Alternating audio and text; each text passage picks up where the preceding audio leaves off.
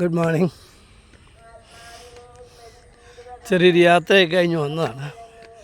Pre planned യാത്രയായിരുന്നു. നമുക്കറിയാം, നമ്മൾ ഉരുൾപൊട്ടുന്നതിൻ്റെ അന്ന് അതറിയാതെ വെളുപ്പിന് ഒരു വീഡിയോ ചെയ്തിട്ട് ഞാൻ പോയത്. അത് കഴിഞ്ഞ് യാത്രയൊക്കെ കഴിഞ്ഞ് വന്നു. അന്ന് ഞാൻ പറഞ്ഞ ചില കാര്യങ്ങൾ അക്ഷം പ്രതി സത്യമാണെന്ന് തെളിയുകയുണ്ടായല്ലോ. പ്രകൃതിയെ നമ്മൾ വളരെ വിവേകപൂർവ്വം ഉപയോഗിക്കണം എന്നാണ് അന്ന് ഞാൻ പറഞ്ഞത്. അത് അതിൻ്റെ consequences nobody can prevent or protect us from such a dire consequences, right? Yeah. Anyhow, എന്നാൽ ഈ പ്രശ്നങ്ങളെ അതിജീവിക്കാനുള്ള അവധാനതയും നമ്മുടെ കരുത്തും വളരെ സന്തോഷം പകരുന്നതാണ്. ഒരുപക്ഷെ ഈ പുണ്യനാട്ടിൽ ജനിക്കാൻ കഴിഞ്ഞത് ഒരു ഭാഗ്യമായി ഞാൻ കരുതുകയാണ്. 2018 വെള്ളപ്പൊക്കം, അതിനു മുമ്പായ കാറ്റുകൾ, പ്രയാസങ്ങൾ, എന്തെല്ലാം, കോവിഡ്, അത് കഴിഞ്ഞിപ്പോൾ ഈ പ്രളയം, അതിനെല്ലാം നിശ്ചയദാർഢ്യത്തോടു കൂടി ചങ്ക് പിരിച്ച് നിന്ന് നിയന്ത്രിക്കാൻ കഴിയുന്ന ഒരു ജനതയാണ് നാം കാണുന്നത്, കേരള ജനത. ഇത്രയും വലിയ ഭീകരമായ പ്രശ്നങ്ങളുണ്ടായിട്ടും നമ്മളാരും, നമ്മുടെ നാട്ടിലെ ഒരു ജനവും ഒരന്യ നാട്ടിലും ഒരാളുടെ മുമ്പിൽ കൈനീട്ടാൻ നമ്മൾ അനുവദിച്ചിട്ടില്ല. അത് ജനങ്ങളുടെ ഒരു കൂട്ടായ്മയാണ്. അതിന് നേതൃത്വം കൊടുക്കാൻ കഴിയുന്ന ശക്തമായൊരു ഗവൺമെൻറ് ഉണ്ടെന്നുള്ളത് സത്യം തന്നെ. ഇപ്പോൾ ഈ വിഷയം വന്നപ്പോൾ ഞാൻ ഓർക്കുകയാണ്, നമ്മുടെ സടകുടഞ്ഞ് എഴുന്നേറ്റ്, അതിനിടെ ഏതൊരു കാര്യത്തിലും ചില ഒരു മുറിവുറുപ്പുണ്ടാവും, നമ്മൾ മനസ്സിലാക്കുന്നു. അപ്പോൾ ഇവിടെ പണം കൊടുക്കരുതെന്നൊക്കെ പറയുന്ന ആശാന്മാരൊക്കെ ഉണ്ട്. ഒന്നെണ്ണത്തിനെ പിടിച്ച് അകത്തിട്ടു, വൃത്തിയോട് പറയുന്നതിനെ നിയന്ത്രിച്ച് പറഞ്ഞു തീർന്നു. പക്ഷേ ജനങ്ങൾ ഒറ്റക്കെട്ടായി നിന്നുകൊണ്ട് പ്രവർത്തിക്കുകയാണ്. ഇപ്പം ഒന്നാലോചിച്ച് നോക്കി, ഒരിക്കൽ നമ്മൾക്ക് വിദേശത്തൊക്കെ നടക്കുമ്പോഴേ അവിടെ ഒരു ഷോപ്പിലൊക്കെ ബാത്റൂമിൽ പോകണമെങ്കിൽ നമ്മളവിടെ ഷോപ്പിൽ ചെന്നെന്നുള്ള അവരോട് പറഞ്ഞ് പെർമിഷൻ വേണം, അവർ കോഡ് തരും. ആ കോഡ് അടിച്ചാൽ മാത്രമേ ഈ ബാത്റൂം തുറക്കത്തുള്ളൂ. നമ്മളിറങ്ങി കഴിയുമ്പോൾ ആ കോഡും മാറും, ബാത്റൂം അടഞ്ഞും പോകും. എന്നാൽ നമ്മുടെ കേരളത്തിലെ സ്ഥിതി അതല്ല, വ്യത്യസ്തമാണ്. ഏറ്റവും ശക്തമായ ഒരു സ്ഥിതി നമ്മുടെ ഇവിടെ ഉള്ളത്, ഏറ്റവും പരിഷ്കൃതമായ സ്ഥിതിയാണ് കേരളത്തിലുള്ളത്.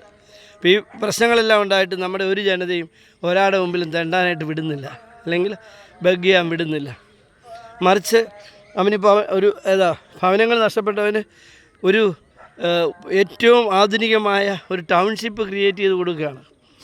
അവന് താമസിക്കാൻ ഭംഗിയായ മനോഹരമായ ശക്തമായ വീടുകൾ, അതുപോലെ കുട്ടികൾക്ക് പഠിക്കാൻ സ്കൂള്, അവർക്ക് കളിക്കാൻ പാർക്ക്, മുതിർന്നവർക്ക് ഇരിക്കാനും കൂട്ടുകൂടാനും ക്ലബ് ഹൗസുകൾ, ബസ് സ്റ്റാൻഡ്, ഷോപ്പിംഗ് മാളുകൾ, അങ്ങനെ എല്ലാം വിഭാവനം ചെയ്യുന്നൊരു ഗവൺമെൻറ്, ഒരു ജനതയാണ് നമ്മളല്ലേ.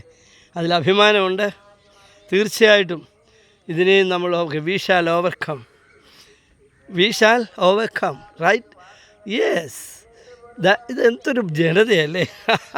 ആക്ച്വലി അസൂയ തോന്നുക നമ്മുടെ ഈ ഒരു ഒരുമ. ഞാൻ ചോദിച്ചോട്ടെ, സർക്കാർ ജീവനക്കാരുടെ കാര്യം പത്രത്തിൽ വായിച്ചു. അവർ 5 ദിവസം കൊടുക്കുക. അവരുടെ ഒരു സംഘടനയല്ല, എല്ലാവരും ചേർന്നെടുത്തത്. അവർക്ക് DA കിട്ടാൻ ശമ്പളം കുടിച്ചുകൊണ്ടൊക്കെ ശരിയാണ്. പക്ഷേ എന്നാലും അവർ ബുദ്ധിമുട്ടിയാണ് ജീവിക്കുന്നത്. കാരണം ചെറിയ ശമ്പളക്കാരെ സർക്കാർ ഉദ്യോഗസ്ഥർ, ഞാൻ പറയുമ്പോൾ നിങ്ങൾക്ക് തെറ്റിദ്ധരിക്കും, പക്ഷേ സത്യത്തിൽ ചെറിയ ശമ്പളക്കാരാണ്. പിടുത്തവും വലിയെല്ലാം കൈ കിട്ടുന്നത് വളരെ കുറച്ച് ശമ്പളമേ ഉള്ളൂ. മറിച്ച് ഒരു ലേഡി ഇപ്പം 1000-1200 ഒക്കെയാണ് ഒരാൾക്ക് ദിവസക്കൂലി. അത്ര ഇതൊന്നും ഇല്ല. അതല്ലാതെ ഇപ്പം ചില ടെക്നിക്കോളജി കൂടിയതാണ് 2000-3000 ഒക്കെയാണ്. ആ സ്ഥിതിയിലാണ്. അപ്പം 25 ദിവസം കൊണ്ട് അത്രയൊന്നും സർക്കാർ ഉദ്യോഗസ്ഥനെ കിട്ടുന്നത്. പക്ഷേ എങ്കിൽ പോലും അവർ കൈമേയി മറന്ന് സഹായിക്കാൻ തീരുമാനിച്ചു. അതുപോലെ പെൻഷനേഴ്സ് ഇവർ അറിഞ്ഞപ്പോൾ തന്നെ KSSPU, Kerala state service pensioners union 25 ലക്ഷം രൂപ കൊടുത്തു. ഈ സന്ദർഭത്തിൽ ഒരു കാര്യം ഓർക്കുന്നത്, നമ്മുടെ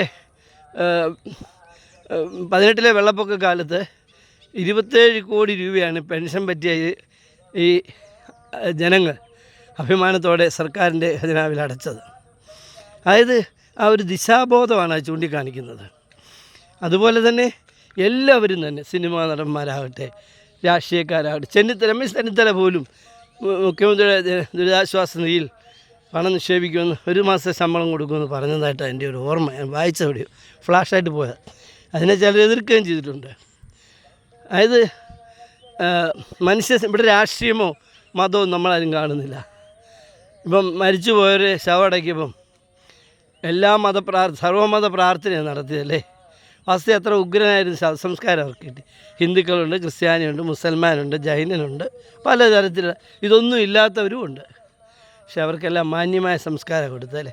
ഇനി അവരുടെ കുട്ടികളെ പഠിപ്പിക്കാൻ എത്ര മനോഹരമായ തീരുമാനം ഗവൺമെൻറ്. അതൊക്കെ സ്പീഡി ഡിസിഷനാണ്. ആരും ഒന്നും പറഞ്ഞില്ല. അതിനു മുമ്പ് തന്നെ ഗവൺമെൻറ് പ്രഖ്യാപിച്ചു, ഞങ്ങൾ പണിയാൻ പോകുന്നത് എല്ലാ സൗകര്യങ്ങളോടും കൂടിയ ഒരു ടൗൺഷിപ്പാണ്. വേറെ വീട് വെച്ച് കൊടുക്കുന്ന പരിപാടിയല്ല ഇത്. ടൗൺഷിപ്പ് എന്ന് പറയുമ്പോൾ അവിടെ ക്ലബ്ബ് വേണം, അവിടെ കളിക്കാനുള്ള കളിസ്ഥലം വേണം, ബസ് സ്റ്റാൻഡ് വേണം, അതുപോലെ അത്യാവശ്യമായി വരുന്ന ഗസ്റ്റ് താമസിക്കാൻ വേണ്ട ഹോട്ടലുകൾ വേണം, നല്ല നല്ല ഭവനങ്ങൾ. എത്ര സുന്ദരമായ ഒരു സ്ഥലമാണ് ക്രിയേറ്റ് ചെയ്യാൻ പോകുന്നത്. അത് ഭാവന എന്ന് പറയുന്നത്, അല്ലെ ആ തീരുമാനം. എന്തായാലും അതൊക്കെ പ്രഖ്യാപിക്കുന്ന സർക്കാരിനെയും അഭിനന്ദിക്കുന്നു, ജനങ്ങളെ അഭിനന്ദിക്കുന്നു. 10 രൂപയുള്ളവൻ 5 രൂപയും 2 രൂപയുള്ളവൻ 2ഉം 1 കോടിയുള്ളവൻ 50 ലക്ഷവും കൊടുക്കുന്നതാണ് നമ്മൾ കണ്ടുവരുന്നത്. തീർച്ചയായിട്ടും അതിനെ പ്രോത്സാഹിപ്പിക്കണം. ആ ഭവനം നഷ്ടപോയ നമ്മുടെ സഹോദരങ്ങൾക്ക് താങ്ങും തണലുമാകണം. അവരോടൊപ്പം ഓടിയെത്തി അവരെ പാട്ടുപാടി സന്തോഷിപ്പിക്കുന്ന അവരുടെ കുഞ്ഞുങ്ങളെ ഭക്ഷണം കൊടുക്കുന്നു. ഇതാ കോട്ടയത്ത് നിന്ന് 2 വണ്ടി മൊബൈൽ ഫോണുമായിട്ടാണ് കോട്ടയത്തെ മർച്ചൻസ് അസോസിയേഷൻ പോയിരിക്കുന്നത്. അങ്ങനെ എല്ലാവരും, അതായത് മനുഷ്യത്വം അല്പമെങ്കിലും തീണ്ടിയിട്ടുള്ള എല്ലാവരും അവിടെ പോയി പ്രവർത്തിച്ചുകൊണ്ടിരിക്കുകയാണ്. അതിൽ രാഷ്ട്രീയക്കാരുണ്ട്, എല്ലാ പാർട്ടിക്കാരുമുണ്ട്. ആരെയും പ്രത്യേകം സിദ്ദിഖൊക്കെ തുടക്കം തൊട്ടുണ്ട്. പിന്നെ മന്ത്രിമാർ 3-4 പേര് അവിടെ താമസിച്ചാണ് കാര്യങ്ങൾ നേതൃത്വം കൊടുക്കുന്നത്. മുഖ്യമന്ത്രി, ഗവർണർ, കേന്ദ്രമന്ത്രിമാർ, സുരേഷ് ഗോപി, അങ്ങനെ എല്ലാവരും. പിന്നെ കോൺഗ്രസിൻ്റെ നേതാക്കന്മാർ എല്ലാവരും. നമ്മുടെ പറയാതിരിക്കാൻ പറ്റില്ല, നമ്മുടെ ആ ഒരു രാഹുൽ ഗാന്ധിയും പ്രിയങ്ക ഗാന്ധിയൊക്കെ വന്നപ്പോഴത്തെ ആ ജനങ്ങളുടെ ഒരു ആവേശം, പ്രയാസത്തിലാണെങ്കിലും അവർക്ക് അവരുടെ എം പിയെ കണ്ടപ്പോൾ അവർ കെട്ടിപ്പിടിക്കുന്ന സ്ഥിതിയിലേക്ക് വന്നു, മുൻ എം പിയെ. എന്തായാലും അതൊക്കെ ഒത്തിരി സന്തോഷിപ്പിക്കുന്നു. ഈ നാട്ടിൽ ജനിക്കാൻ കഴിഞ്ഞൊരു ഭാഗ്യമായിട്ട് ഞാൻ കരുതുകയാണ്. നമുക്ക് ഇനിയും പോരാടാൻ മുമ്പോട്ട് പോകാം. പ്രശ്നങ്ങളൊന്നും അവസാനിക്കുന്നില്ല. ഈ പരിസ്ഥിതി ദുർബല പ്രദേശത്ത് കൃഷി ചെയ്യാമെന്നല്ലാതെ അവിടെ കെട്ടിടങ്ങൾ പണിയരുത്, വലിയ വലിയ കെട്ടിടങ്ങൾ പണിയരുത്, അതിനെ ദുർബലപ്പെടുത്തരുത്, അവിടെ അനധികൃതമായ കയ്യേറ്റം നടത്തരുത്, അവിടെ പാറമട ഖനനം ചെയ്യരുത്. ഇതെല്ലാം ശ്രദ്ധിക്കുന്ന ഒരു ജനത വേണം. ഗവൺമെൻറ്റുകൾ മാറി മാറി വരും. ഗവൺമെൻറ്റുകൾക്ക് ചെയ്യുന്നതിനൊക്കെ ഒരു ഇച്ഛാശക്തിയുണ്ട്, അവർക്ക് വോട്ട് ബാങ്കൊക്കെ ആകും. പക്ഷേ ജനങ്ങളതിനെ കാണണം. ഏത് സമുദായം, ആര് വന്നാലും നാടുണ്ടെങ്കിലല്ലേ ഇതൊക്കെ ഉള്ളൂ. ഒരു പ്രദേശം മുഴുവൻ പോയപ്പോൾ അതിനകത്ത് ക്രിസ്ത്യാനിയുണ്ട്, മുസ്ലിം, എല്ലാവരും പോയില്ലേ, ഹിന്ദുക്കളുണ്ട്. അതുകൊണ്ട് ഇച്ഛാശക്തിയോടുകൂടി തീരുമാനങ്ങൾ എടുക്കണം. ഗവൺമെൻറ്റുകൾ മുന്നോട്ട് വരും, അത് ചെയ്യരുത്. ശാസ്ത്രജ്ഞന്മാർ പറയുമ്പോഴാണ് അത് ചെവിക്കൊള്ളണം, അത് ബോധ്യപ്പെടണം. വലിയ കെട്ടിടം കൃഷി ചെയ്യരുതെന്ന് ആരും പറഞ്ഞില്ലായിരുന്നു, ഗാഡ്ഗിലും പറഞ്ഞില്ല. നിങ്ങൾ വലിയ വലിയ കെട്ടിടങ്ങൾ പണിയരുത്, ഇന്ന പ്രദേശങ്ങൾ താമസം മാറ്റണം, അവിടെ ആശുപത്രി പണിയാനോ ഒന്നും നിൽക്കണ്ട, നിങ്ങൾ ദുർബലമാക്കരുതെന്ന് പറഞ്ഞതേ ഉള്ളൂ. അതിനെപ്പോലും നമ്മൾ ചെറുത്ത് തോൽപ്പിച്ച് പൊട്ടിച്ചിരിച്ചവരൊക്കെ ഇപ്പം എന്തി ആശാന്മാരൊക്കെ പമ്മി ഇരിക്കുക പലയിടത്തും. അതിന് സപ്പോർട്ട് ചെയ്ത കുറേ ആളുകൾ ഇവിടെ ഉണ്ട്, എനിക്കറിയാം, ഞാൻ പറയുന്നില്ല.